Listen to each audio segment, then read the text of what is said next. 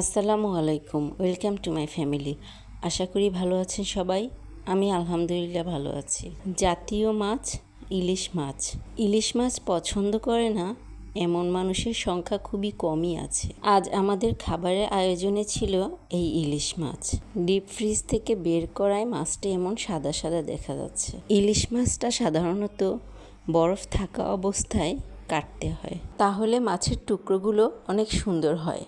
তো মাছটি বরফ থাকা অবস্থায় আমি কেটে নিলাম। এই মাছটার পেটে ডিম হয়েছে। তো যাই হোক, মাছটা কেটে মাছের টুকরো থেকে আঁশগুলো ছড়িয়ে নিয়েছি। সামান্য একটু লবণ আর হলুদ দিয়ে মাখিয়ে মাছটা ভেজে নিয়েছি। মাছটা আমি একদম হালকা করে ভেজেছি। মাছটা আমি অনেক কম ঝাল দিয়ে পেঁয়াজ দিয়ে ভুনা করেছি, সাথে 2-1টা কাঁচামরিচও দিয়েছি। আর এই যে দেখেন, মাছ ভুনাটা দেখতে কত সুন্দর দেখা যাচ্ছে। দেখতে যেমন সুন্দর, খেতেও কিন্তু অসাধারণ হয়েছে। এই ইলিশ মাছটা খেয়ে একদম আসল ইলিশ মাছের স্বাদ পেয়েছি, আলহামদুলিল্লাহ। তো এই ছিল আমাদের আজকের দুপুরের আয়োজন। আপনারা কে কী রান্না করেছেন তা অবশ্যই কমেন্টে জানাবেন।